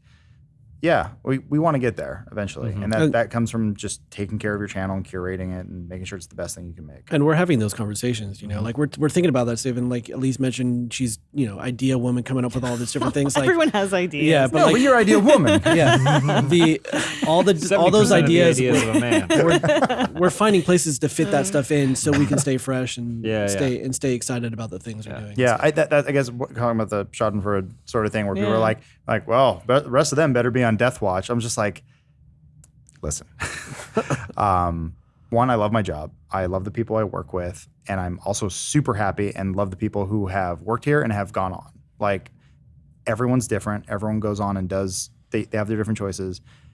For the foreseeable future, I'm not making any promises. Who knows? I can win the lottery tomorrow. But even if I won the lottery tomorrow, I would still want to come in here because I like making videos with you guys. At most. You just don't have to pay most. You wouldn't have to pay me. You pay for my meals. You don't get rich by spending money. I didn't want to say this on like a Reddit thread or anything, so you so take it's it not as in writing. Can't be traced. Well, I want it so you can hear the cadence in my voice and understand that like I'm being serious when it's like I'm more excited to work at this job than I've ever been. And There's a question mark at the end there? There was a question mark. he winked a little wink. No, it's like there are things too that I guess we can't really talk about that are above us that the company has sort of said like, we want you guys to succeed. How can we help you? It hasn't been people haven't been pushing us down and just talking about some things we can't talk about, but like the thing we shot in Austin, I was like, this stuff excites me. I really enjoy the content that we're making. I really enjoy what we're doing. I enjoy the challenge of trying to find new creative ways, especially when we're already doing well. I think that's great. So like, I feel really good about everything. And I'm like, I have no intention of going anywhere. Like I'll probably be the last man on the ship, to be honest. Oh, absolutely. You will all leave me. I'll be like, it is just all of us are going to leave. Ryan Haley's going to leave. I'll be like, just you and me, Jacob. Boy. For me, on a personal level, like, 'cause I think about this with like retiring, which our generation can't retire, of course, no. but we'll die here. I do think about like, as long as I can make things, whether that's making videos, writing a show, writing a book, writing a comic. Like I for my entire life, as long as I can do it until the dementia hits, want to be making things. Like I think it's like a switch in, oh man, it's my greatest fear. It's a switch in, I think a lot of people just have in their brains where it's like, you can fight it, you can turn it off, or you can try to turn it off, but you can't. And it's just, so like, I mean, yeah. There's basically two modes of working, I feel like for us. It's working at work or working at home. Yeah. Where like I'm really excited. We have a couple, a week and a half or so coming. It's over now. I know. I mean, like we will have come back from it already, but like I get really excited about all the ideas and like good work I can get done when I'm not at the office. It's really weird. It's a weird way of thinking, but I'm just like, going to work interferes with my work. You close the door, it opens another door. Yeah. It's kind of like either way, creative stuff is going to happen. I mean, at least said it in a joking way, but it's true. Going to work does get in the way of work where you kind of lose an outside perspective. And I just texted you guys, I think on like Sunday, I was just walking to the mall and back, and like within there, I'm like, I have an idea. Ruined my Sunday. Yeah, I'm really sorry. I think you were like, put it in an email. No, I think me. about work all the time. Yeah. Real quick, Bobums1215. Now that Lawrence left, what is the fate of the drunk streams? I assume pray. It's not going to help you. That drunk E3 and GDS, not a drunk stream, but organized by Lawrence. That's me. Games Done Slow. Games Done Slow. Yeah. Games Done Slow is organized by me, but that's okay. Lawrence is a very important part of it. But the past 2 years, that was my idea, and that's something I did. Why would you take this from him? Sorry. Are still going to happen. I remember in, I think, Bruce's farewell podcast that Lawrence said that he organizes, runs, and gets the most hammered during these live streams. So I was just wondering if someone is planning on stepping up to set those live streams, or are they leaving with Lawrence? Well, when you originally started doing them, was Lawrence in them even? No. It was you, me, and Bruce. We did Mario Kart. I know, Lawrence but is in before that, Mario it was Kart. Drunk Souls. It was just the three of us. Yeah. And it was an idea that you, me, and Bruce kind of just came up with. Yeah. We were like, I think we were as already playing the game. As and with we were most like, what if things, we did the drunk thing? It was a picture someone posted on Kotaku or Gaming or something, and it was like, Drunk Souls, take a shot every time you die. We're like, hey, you want to do that? And they're like, yeah, fuck it. Let's get drunk at work. And then, as most things that have again, I think Lawrence turned it into he gamified it because drinking for him is that, like, it's important, or like he gamifies drinking. I just don't recall in any of general. us ever asking him to do that. He was just sort of like, I have an idea. I did all the drunk stuff for Funhaus up until. Did you do the speedrunners one? Speedrunners from Hell, where Joel. Remember Well, all the stuff afterwards was always a grab bag. But he wasn't actually playing. I remember that was the Spike, like 1001 Spikes. 1001 Spikes. Mario Maker, like the those. first Mario Maker, like I did that one. Like Lawrence kind of stepped in at a certain point because he was like, "Hey, I really like passion drink. for I like it." drink culture. I like Yeah. drink culture, and I like the idea." This is also, shortly before I think he developed Google Trends into just sitting in front of a computer into a game show. So I think he was like interested in like figuring out how to game showify things. Yeah. So he definitely took it to a different level. But it was, yes, he loves it, and he does absolutely get the most smashed. But I talked to him yesterday, and I was like, hey, when we do our next drunk thing, would you be down to come in? And he was like, oh, I didn't know if you guys were going to still do those because of how miserable it makes when I was like, yes. I mean, that's because how it goes. Yeah, that's the usually name of the game. Yeah. There was a.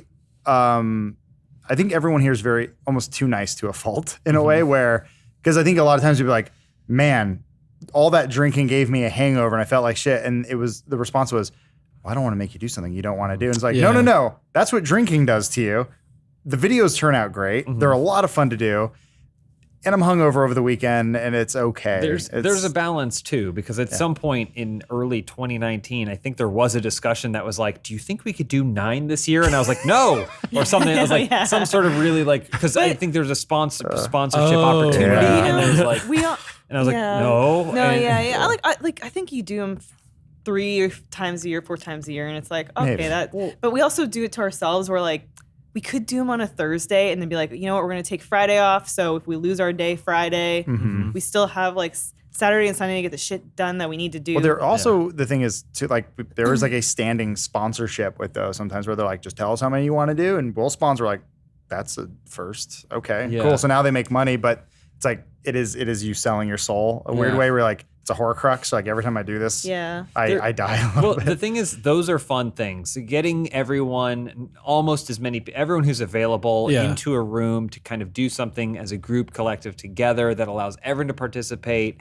Games Done Slow, that was like my dream thing for that is like, we're going to be going 24 hours. Please participate if you can. You know? And so, got diarrhea. like, so they don't tell you. Sleep deprivation. Who ordered the McDonald's? It wasn't that.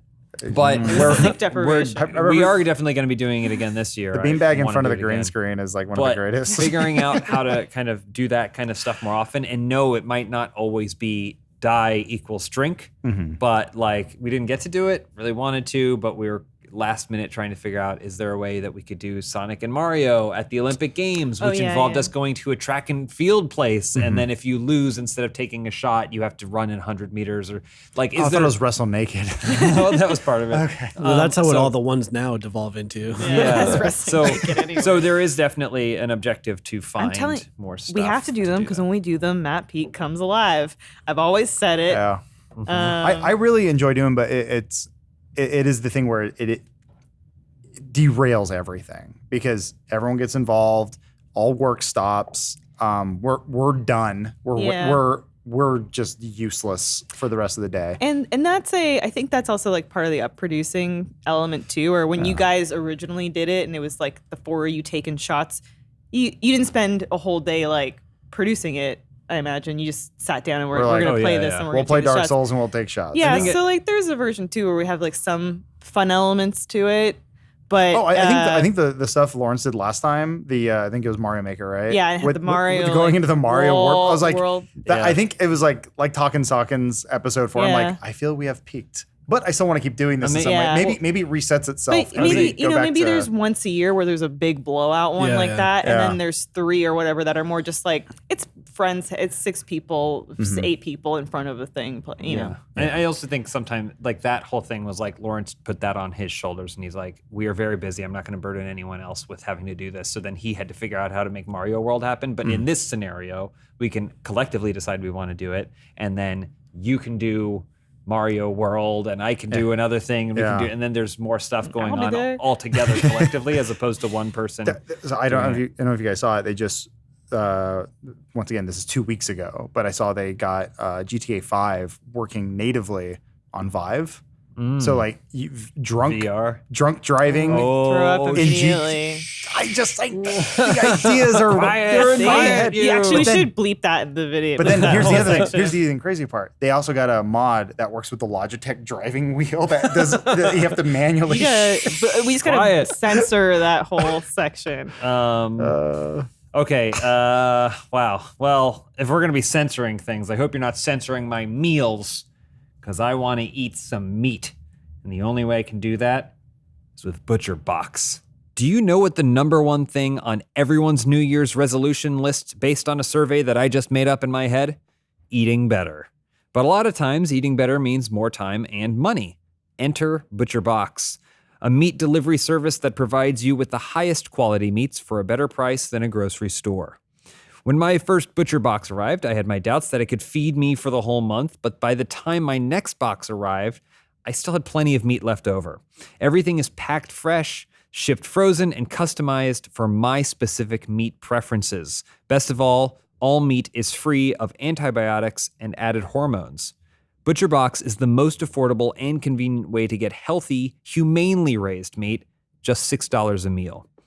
Right now, you can get 2 pounds of salmon absolutely free, plus $20 off your first box. Just go to butcherbox.com/dude or use promo code DUDE at checkout. That's butcherbox.com/dude or use promo code DUDE at checkout. So seriously, it's 2 pounds of salmon.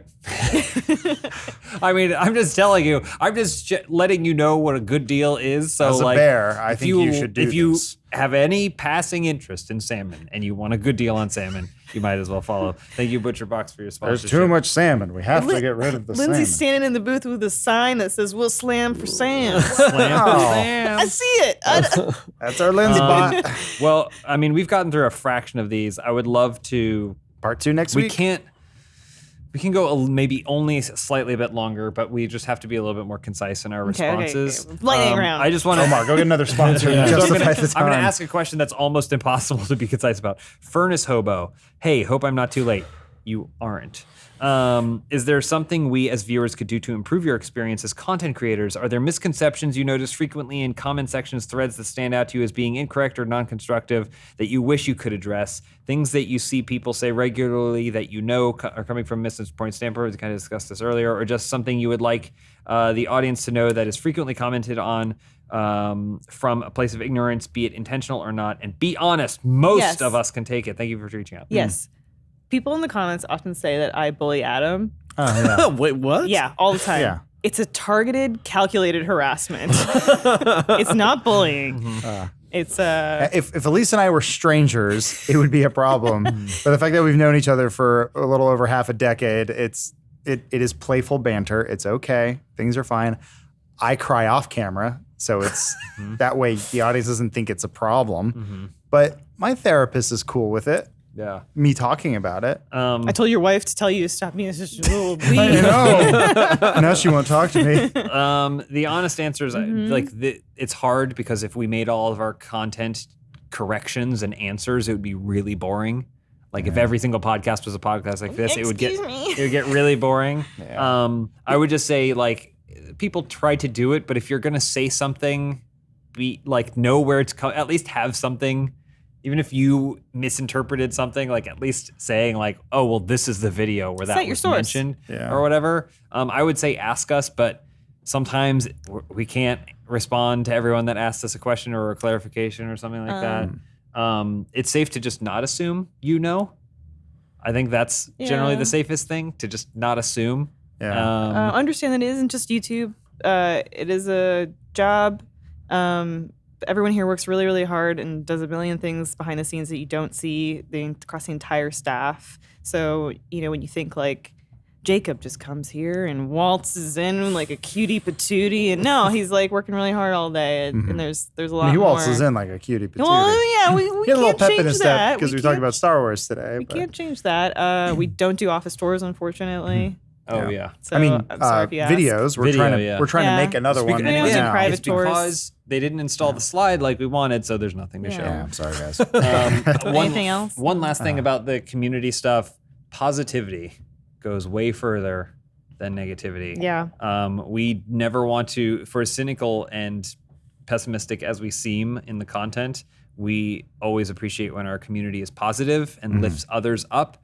And so, just general speaking, if there's a video that has someone in it that you don't like, no one ever needs to hear you say that. Well, it's the same thing where people say, I saw this, a few people saying, well, now that Lawrence and Bruce are gone, I will no longer be watching. Thank you for announcing that to everyone, that you won't be watching. Yeah. My guess is you still will be from time to time, and I hope the stuff that we make is still entertaining in some way, shape, or form. But I want to win them back. The announcing I'm leaving thing doesn't really help because it only hurts me because I'm like, there's a lot of hardworking people here. Oh, you like the audience member leaving? No, an audience member saying, like, well, it's been great. I'm out of here, everyone. It's like, thank you. Just so you know, the other people who are still working here are still working their asses off, making content, see that, and that sucks. Better just to say nothing, or say something positive. Or say something positive. I think that's the big thing. Or say nothing and see if maybe you still like it. You know you could do? If you don't plan on watching anymore, you can say, man, I wish you guys the best. And that's all you got to say.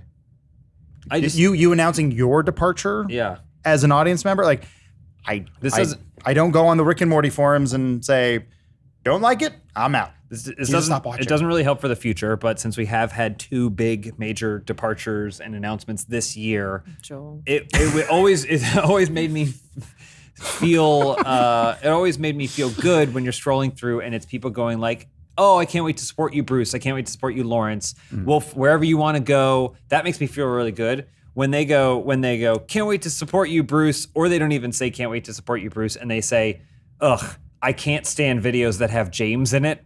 That's their response to, like, I'm like, you could have been this is an opportunity to be positive and lift the person up in a way that they probably would have appreciated, but you chose to be negative about something that isn't even related to this in a lot of ways. And I'm all for criticism. I will read criticism and I will take it to heart and I will try to be as adult about it as possible. And I not try to we've read a lot of mean, angry comments. So it's not trying to say that.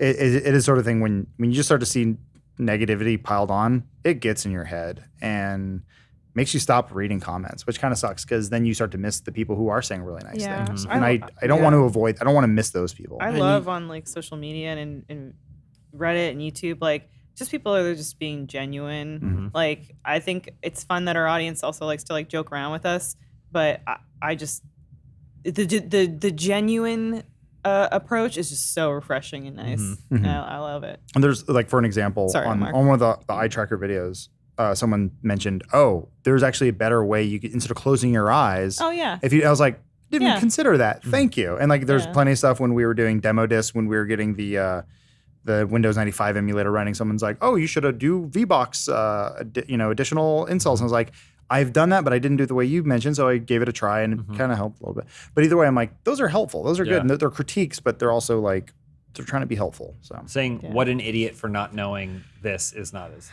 like criticism to it's weird because criticism it like can come off inherently negative, like you're not agreeing with the thing that got done. You want to see it done differently, but that usually comes from a place of love and pride, right? Wanting. Like if you hate something, you don't even develop the brain power to critique it, to do something. It's because you enjoy it and you want to see it get better.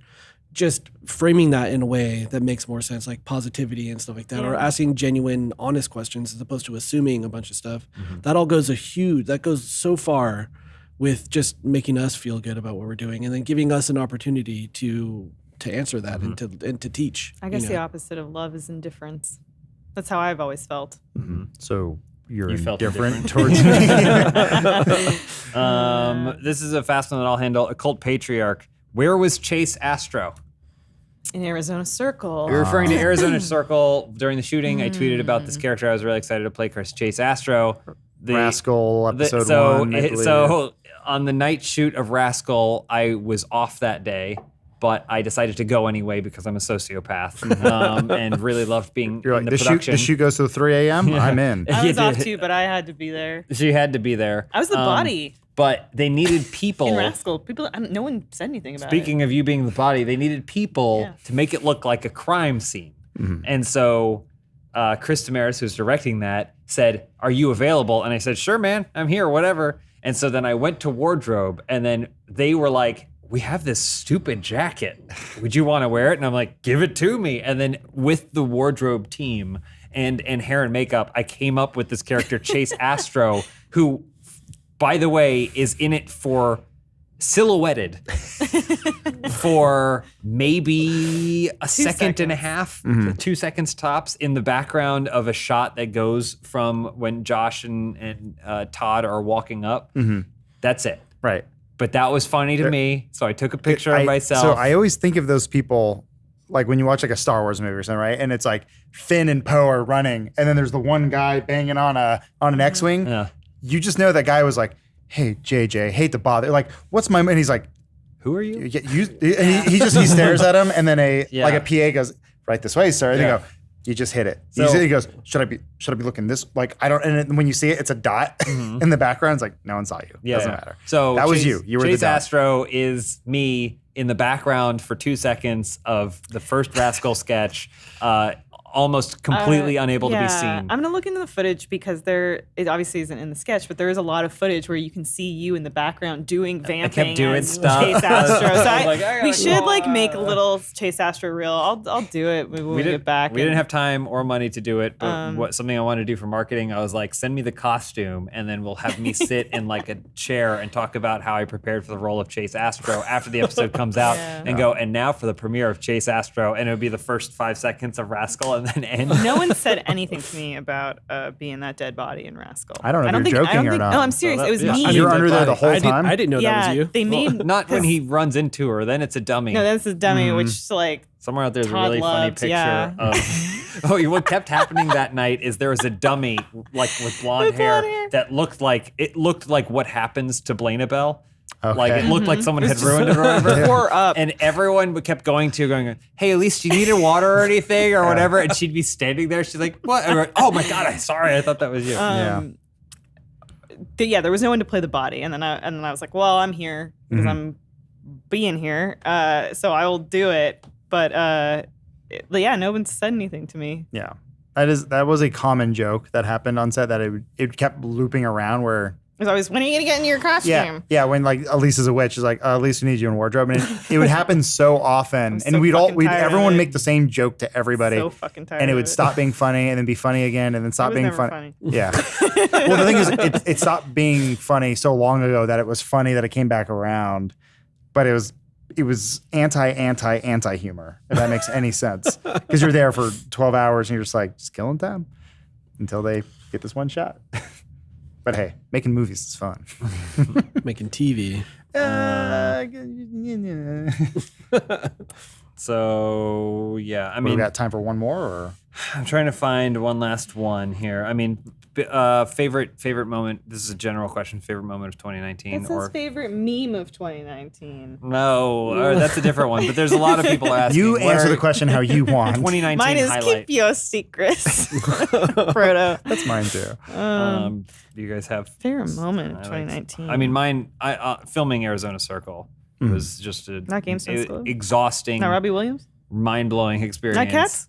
Those were so short, though. Those were so condensed. Arizona Circle was like uprooting everything, moving to Austin, and then taking in this whole new experience with new responsibilities and new challenges. And I was really happy with how everything turned out. So it felt satisfying. Oh, someone's throwing trash over here. That's fine. This year has been a blur. I could say that for sure. I think actually getting Inside Gaming back was it just felt good. Victory lap. It felt cathartic. It was this place that we left that I think we had some we had some baggage with. And it was just something nice where it's like, oh, the company you're working at now has now absorbed what's left of this thing. And I was just sort of like, only because when we left, we had people tell us, this thing you're doing is failing. Yeah. And it won't work. And best of luck, you suck. Like that, basically kind of that attitude, and like, that felt good. Yeah. Honestly, we don't own it. We didn't do a full out Huli buyout sort of thing, a la Silicon Valley. But yeah, that was a good moment. For me, like this year was wild shift in what my life is here. So that was super cool. Getting to work with rad people is always awesome. Like it's hard to nail down one specific thing, just because like what I do is not like. There's not like a specific thing that I do anymore. The Oculus Quest. Yeah. That was your... That's that's the highlight? Yeah, highlight tech thing of the year. I think like as far as like content going out and stuff, seeing what Arizona Circle turned into and what all your guys' hard work turned into was super rad. I mean, you were part of that too. Yeah, I mean, it was everyone's hard work. Yeah, it was post. Did not realize these would all be work related. They don't have to be. Yeah, they don't have to I was be. They don't definitely have to say be. going It's to just Disney people are going World. to I forgot about Disney World. Here's the was thing. awesome. There's Oh my sometimes we God. do these amazing fun things outside of work, and I'm like, man, imagine if we could figure out a way I know. to do this for work. Well, was like everyone goes to Disney was World. Vancouver this we year? wear GoPros on our head. No, that's 2018 last year. That's 2018. Okay. Yeah. See, like things are blurring. It's happening so fast. It's like I forget what happens what year. That's kind of scary. Yeah. But It's a curse. it's been a terrific year. You remember every There's a moment lot I as though wish it's I happening forget- in the present. forget. I know a lot of people are like, aren't you bummed? You should be really sad that like, Bruce and Lawrence had left. Doesn't that hurt you? And it's like, well, I got over that a long time ago because we learned this stuff early on, and I can only be happy for them. So I'm bummed that it's like, but we shot Band Manager with Bruce. I had a great time. And even after he left, we did Pirates. Yeah. We did the Pirates video, and then we're going to do a season demo disc. And so it's like, And he's happy. That's the thing too. When I hang out with Bruce, not that he was ever like angry or what, like, but like he seems happy. Yeah. And that makes me happy because he's my friend. yeah, I get it. So I asked the audience, stop being so selfish. Well, yeah, I mean, you're living in a dream too. If you don't think that like work changes for people, Yeah. like I don't know. Like that's. I mean, I think because we've come from jobs too that have like closed down or like you see stuff passing. Like there are community managers in gaming that, geez, they got a new gig every 6 months. Like I don't know. I know I think it's just the fact that like the idea that you get a job when you're 22 and then you have it until you retire, you work at that same company forever is pretty dead, especially in Los Angeles. So I don't know. It's like it's one of those things too where you always hope that like someday you'll circle back around with those people. I want to work with Joel again someday. Absolutely. Like every 100 time times, he comes, yes. I And he still comes back. I go back to the Magic video every once in a while, just read comments here and there, and I always see that top comment. It's like, I'm guessing Joel's the only one who didn't have to buy a costume. And he didn't. It makes me laugh every time. Whenever you give him any direction, he's like, I will be, was it Bounce Bow, Bounce Bottom or whatever, or Trampo, Bounce Trampo, Bounce And he goes, Bottom. this will be my character. I'll be, and it's like, We didn't ask for that, Joel. Nope. He just, Yeah. he Too just, he just kind of did his own thing. I'm like, God, I love Joel. Yeah. But like, I had a really fun time over last year doing like, 'cause spoiler cast of Life is Strange 2 with Huber over at Easy Allies and doing Mysterious Monsters with them. And then Ian and I last year did Mandatory Update, special, like. Oh, so that's the comment I keep seeing. They're like, well, Elise already has one foot out the door. She's look She's at all going the to Easy Allies. Here's the thing. Elise doesn't know how to say no. No, I mean, I just I like doing stuff. I I've done a couple things with our fellow Rooster Teeth partner Valley Folk, and I just enjoy it. Mm-hmm. Like, there's stuff that we don't always have the infrastructure to do here. We should be doing that stuff more. Yeah. We should be collaborating more. And a lot of times we just get stuck in our own little world and we don't. And because YouTube preaches it so much, like collaborate. We'd love to. And I also know there's stuff that I just enjoy doing, like the character bullshit that I'm like, I can't do that all the time here. Our audience will just get so tired of it. So when Cow Chop's like, come do our Christmas video and be Mad Marge, I'm like, oh, come there, I'll give you the presents. It's fun. I'll do it forever. Like I said, till I die. Yeah, the creative fulfillment is a huge thing into having good mental health and all that stuff, and like good balance and all that stuff. So going around and being on other channels and doing different things and having a different creative outlet is only beneficial. People shouldn't see that. Yeah, people shouldn't see that as a negative. Well, hoping that those people will come here and do stuff too. Yeah, it's a trade-off. It's kind of, we can't always just be like, come here and do stuff and then not go we didn't do the Smosh Laugh challenge, and then I feel like we don't feel as bad being like, hey, you want to come to our dump hole? One for you, two for me. Yeah. I don't know. Yeah. Which one's for me? Arizona Circle reference. Yeah. Well, anything else? I mean, we could talk. We could do this forever. I know. We have to get back to work because we have to. We have to finish this week so that way you guys can actually watch this video. Yeah. One last thing, just because it was so high up, and I feel really bad. But CC Squeeps ultimately asks, album or songs this year, or things you didn't. Music. Any music you really appreciated. That Lizzo album is hot. It's good.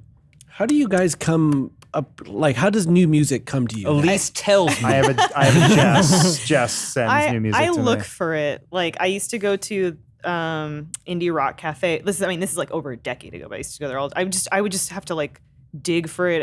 Even on Google Music when there's new albums, I just have to go and look at the new releases. So you like things that you have no interest in at all, like bands you've never heard of, you just add them to your thing. Yeah, or if a Google Music refers, or I go listen to a radio station that's a bunch of different stuff. I'm pulling my Spotify up now. It's pretty lame. You can call me a coastal libtard or whatever, but NPR. When NPR plays music, it's a pretty good way to discover new things. Because it's KCRW. It's a hipster DJ who's even more hipster and elitist than you are, who's finding stuff. I still go back and listen to 102.1 The Edge, which is Toronto's alt rock station, because that was what I listened to back home. Well, on one of the KCRW morning things, was it Josh Bentley? He played part of the Mandy soundtrack. And it was Johan Johansson or whatever, right before he died or after he died. And I remember they were playing on the radio and I missed what he was saying. I was on a phone call or something. I was like, this song's amazing. I took a video of it in my car, tweeted at him what song is this? And he replied. Cool. And I was like, oh, thank you so much. And I have that in my mix. I don't know. There's Dance with the Dead. If someone asked me in 2018, do you think in 2019 you will like multiple Post Malone songs? I go, no, but I do. Man, I need to figure out a way to get that back into my life because when you're young, just discovering new, the organically finding new things. It doesn't happen for me at all. I think it's Google Music does the if you have a band that you like say I love Arcade Fire. I go listen to Arcade Fire radio and they play music from all the bands that they group into. Google Music used to be better at it. I felt so this is a band, I think maybe the album came out last year, but The Midnight, who I saw live twice this year. I almost never see bands live because I don't like live shows. Made famous by your t-shirt. Yes, yeah. It doesn't fit me anymore, but I bought that shirt because I wanted to support them. But The Midnight is definitely one of my favorite bands. They're great. They have a great aesthetic, great sound. And then also the Carpenter Brute album. Carpenter Brute, I guess a group. I don't really know what they are. James got me into. I've never seen them. I've only listened. I think it's a guy. Is all I know. I think it's a guy, but he's also part of an art collective. They're French people. They're so cool. But they had the Leather Teeth album that came out last year. I remember people were like, what do you think about it? I'm like, not really feeling it. I don't know. I've listened to it a lot this year. It's so good. It's like, it's definitely grown on me. Shout out to Lady Hawk, some musical group that I just discovered this year, and Alive in Barcelona. Cameron's band. If you're looking for music that sounds like wrestlers theme, everything sounds like a wrestler's theme song. It's pretty good workout music and pretty fun and intense stuff. So. I'm seeing that dude was real nice. I'm seeing Elliot's band this weekend, the Cold Violets, who are actually they're really good live. I feel weird because I'm like, well, he's a friend of mine and I'm supporting him, but I'm like, that's actually a really good band. It's also Sergio, who you guys know. Just such a weird small world where all these like weird cross sections of friends and anyway, we have a whole year to explore that small world. Make one more music, and then it's all over. What are we? What are we? Markiplier? We're going to push the red button that's going to say "End YouTube." Goodbye, and that'll be PewDiePie it. Because Elise already has one foot out the door. And then Adam, you're going to stay till the end. Omar's got one foot out the door. We've all got one foot out the door. But no, so thank you guys. We wouldn't be able to do this if it wasn't for the perpetual support from all of you. Thank you for ups and downs, but overall a pretty incredible 2019. Thank you for being a friend. We have no intention of stopping or working any less hard in 2020. Maybe working a little smarter. Trying new things, trying exciting things. I'm excited for the stuff that's still yet to come. Yeah, I'm super excited about all the ideas. We got a whiteboard in the office, and it would blow your mind. Are you kidding me? It is filled. I made headings. The headings. Yeah, I had written a bunch of bullshit up there, and Elise like erased everything and wrote it in small writing so it could actually fit all of it. Do you know what I'm maybe I'm saying too much about his private life, but I mirrored it after Zach Anner has like a personal whiteboard of his where he like organizes his thoughts. And I was like, that's a great way to organize. Like, you should have subheadings to organize your The first thing on it was Zach Anner's whiteboard. We're like, yes, Mm-hmm. we can cover this. Followed by a Fishwa fellow. Oh yeah, I drew a little hidden Mickey. Well, thank It's you not guys. hidden. Thank you guys for joining me for a long podcast, but I think an appropriately long one. I know we barely scratched the surface on all those questions. I tried to consolidate some of them into similarly themed questions. I hope just in the discussion we answered other things that you might not even thought about asking. Thank you, Elise, Omar, and Adam. It's a delight working with all of you. Where are you going? I got one foot out the door. Oh, And so I'm excited. I hope you guys are excited. I hope you guys are excited. And Lindsay, you excited? Lindsay. Hell you. Oh, I don't know what that. she's on her phone. Yes. Thank you guys so much, and we will see you next week. Comes out, pulls me out of the car, gets her out of the car, and he's like, "Are you okay?" Yeah, I can't do his voice. That was a really good. Yeah. Are you okay? Andy, are you okay? Are you okay? Yeah, are you okay? It's me, And- Morgan Freeman. But yeah, he's like, yeah, and he was like, this guy who looked like Morgan Freeman pulled me out of my car, and it was Morgan Freeman.